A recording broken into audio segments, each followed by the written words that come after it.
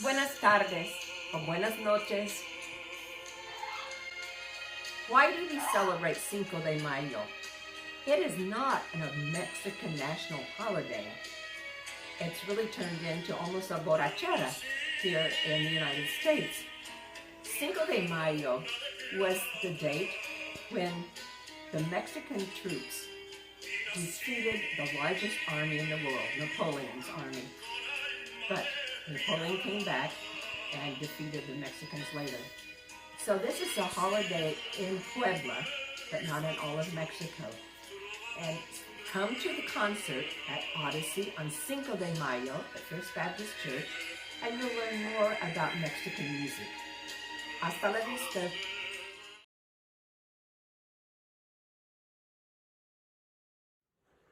Hi, my name is Amy Appold, and I'm looking forward to performing for you 3 pieces by Silvestre Revueltas, written in 1932, along with Peter Miyamoto, the pianist. Revueltas was a Mexican composer. He was born in 1899 and educated in Mexico and in the United States. And he was a composer, obviously, also, though, a conductor and violinist. He actually was conductor of the National Symphony Orchestra of Mexico for a period of time. And as a violinist, usually you would expect that a violinist's pieces are quite manageable for the player. They tend to be what we call violinistic, which means that they fit well into your hand and not necessarily easy, but maybe more approachable than pieces that are written by someone who is not a player of the instrument. Well, I don't know. In this case, I would not have guessed that Revueltas was a violinist. This piece is challenging and a little bit awkward, to be honest. And I struggled with it a little bit in terms of feeling like I understood what the piece was going after and, finding something that I wanted to communicate when I was performing the piece, because that's always quite important to me to have an idea of what I want to say with the music. But I found actually some help in an unlikely location, which was one of my younger students. She's 8 years old, and she came to her lesson and she said that she really didn't like this one piece that she's working on and she didn't want to do it anymore. And I said, well, when we have something like that, we can't just not play it. And we all have pieces that we don't like. I have a piece right now that I'm having a little bit of trouble liking.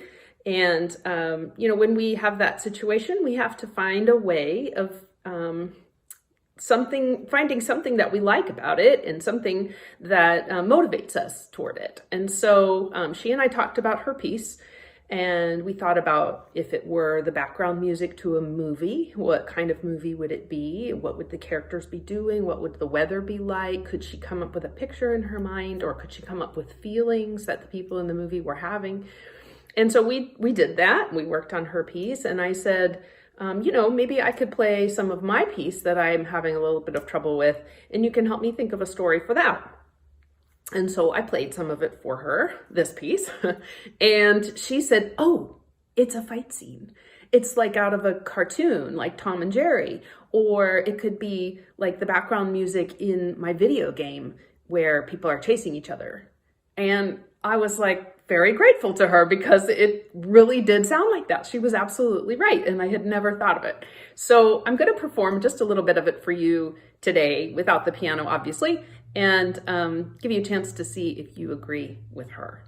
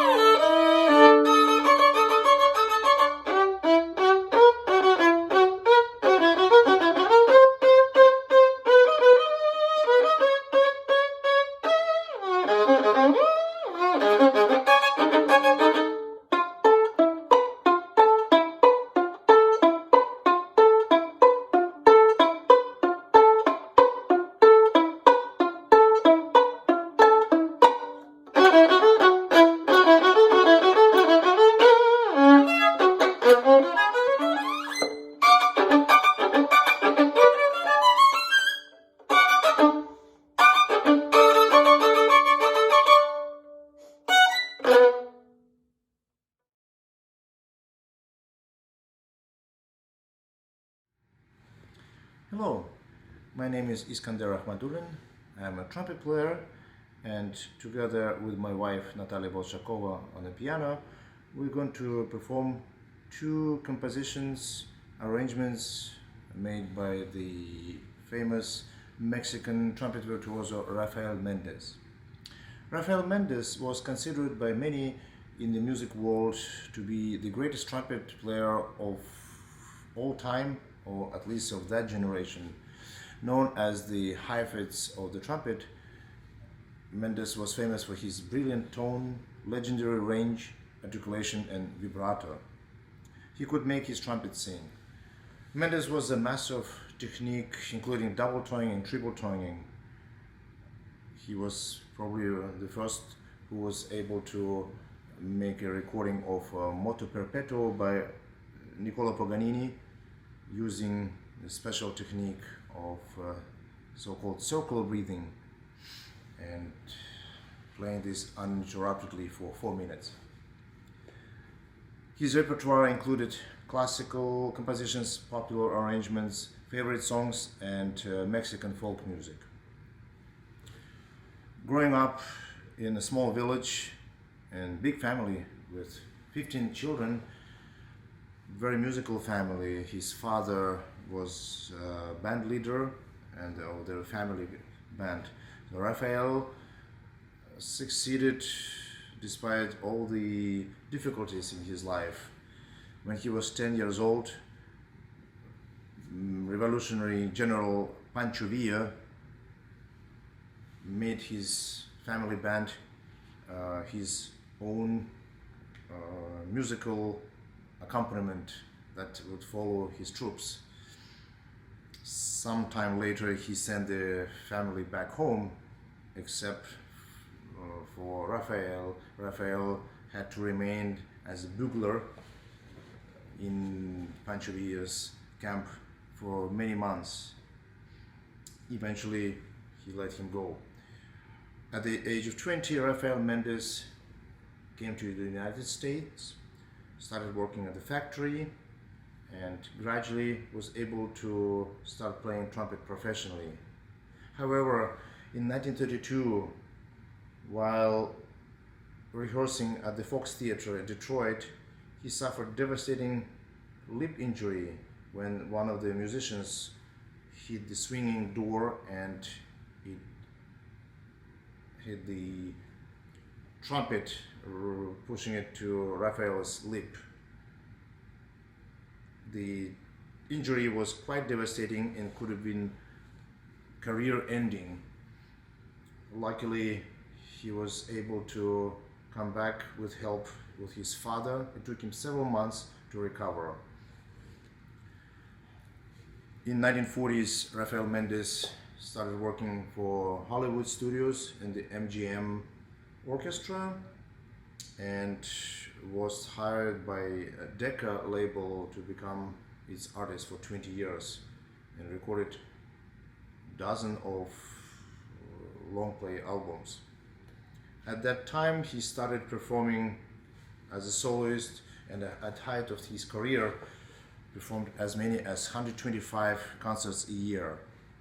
He also dedicated more and more time to the educational programs and was one of the busiest artists performing with high school bands and orchestras, influencing generations of young musicians.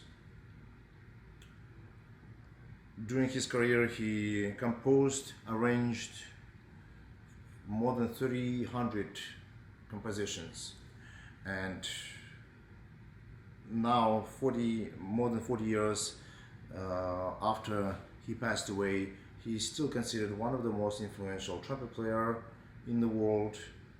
He's known everywhere, and generations of trumpet players growing up listening to his performances and playing the arrangements, having great success. There's a photo of the star on the Hollywood walk of Rafael Mendez. The two compositions we're going to play are the songs. One is called Princesita and another Malagueña Solerosa. I hope you enjoy them, and I would encourage you to find videos of Rafael Mendez on YouTube, watch and listen to them. Thank you very much.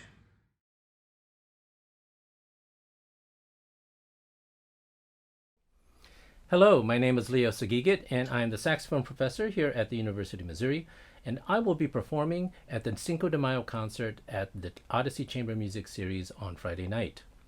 I will be performing the works of Arturo Marquez, whose music will be featured prominently at Friday night's concert.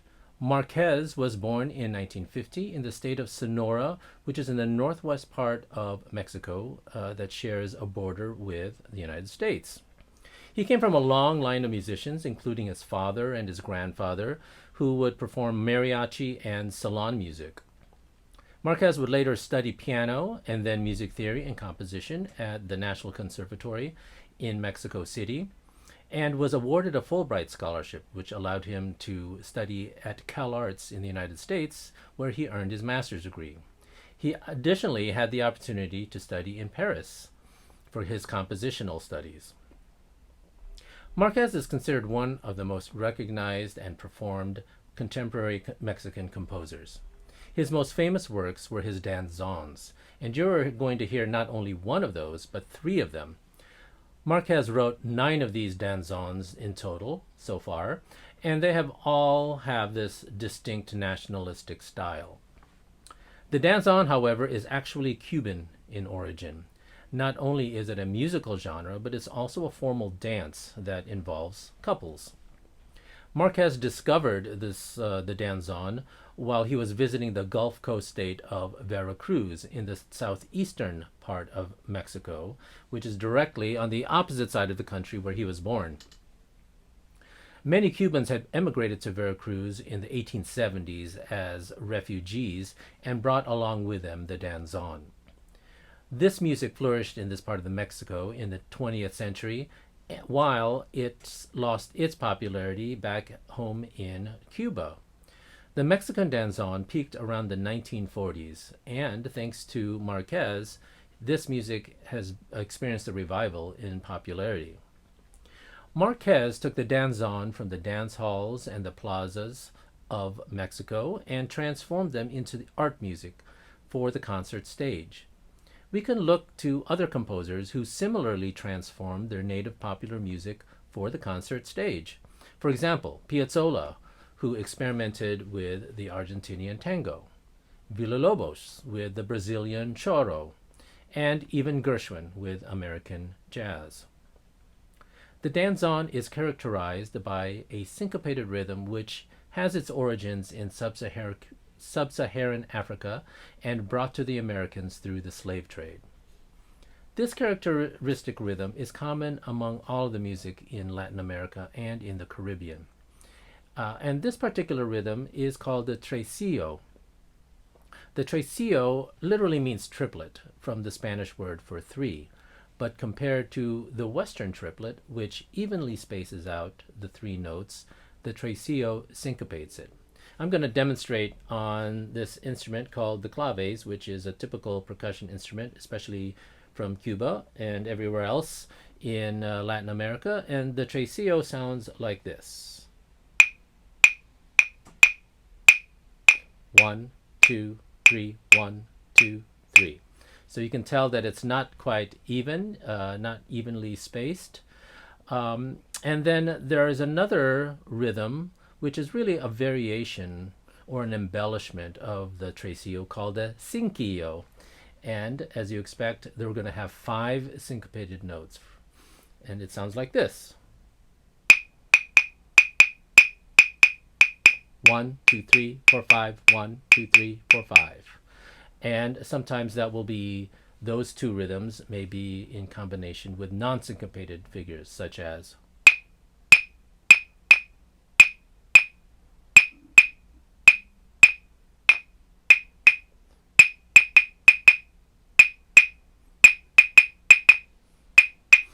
etc., etc. I'm not a percussionist, so I probably didn't do those quite as well as they can. But you'll hear these rhythms throughout the music of this concert, and it's really what gives them that Latin flavor. Sometimes it can be quite slow, which gives it the elegant character needed for a danzone, but it can also be played quite fast. And you'll hear it most prominently probably in a bass voice, but it's also going to be incorporated in the melodies themselves. And in the danzon number 2, you will definitely hear that in the percussion. Now on to the danzons. The concert is going to feature 3 of Marquez's 9 danzons. And the first one you will hear will open the program, and it is number 6, subtitled Puerto Calvario. It was written in 2006 for soprano saxophone and string orchestra, but you will hear the version with piano. This music really features the elegance of the danzon with its long lyrical melodies in the saxophone. And rather than going through different contrasting sections, it really just wanders through lots of different keys throughout. The next danzon you will hear is number 5, which was written in 1997, and this is subtitled Portales de Madrugada. This was written in 2 versions, one for saxophone quartet and the other in the combination that you will hear with violin, clarinet, saxophone, cello, and string bass. This is an instrumentation that is reminiscent of the traditional groups that would play the danzons in ballrooms. This is another very elegant work that features a lot of interplay between the different instruments. There's a lot of contrapuntal writing between the rhythmic elements and the melodic lines. The word madrugada refers to the early hours before dawn, so in the music you can hear the rising activity as the sun begins to rise. And then finally, the last danzon, which closes the program, is Marquez's most famous work, the danzon number 2. Now, this was originally written for a symphony orchestra in 1994, and you won't be hearing it in that original version, but rather with a saxophone choir with percussion. It was made famous by the Venezuelan conductor Gustavo Dudamel, who featured it regularly in his orchestra concerts throughout the world. Incidentally, Dudamel conducts the Los Angeles Philharmonic and was recently named as the new conductor of the New York Philharmonic. So if you're not already familiar with this work, I highly recommend listening to one of his performances. The danzon begins with the characteristic, very elegant melody, then goes through some contrasting sections, and then builds into a very passionate and boisterous finale. Thanks for tuning in, and I hope you enjoy the music of Arturo Marquez, and I also hope to see you at the concert on May 5th.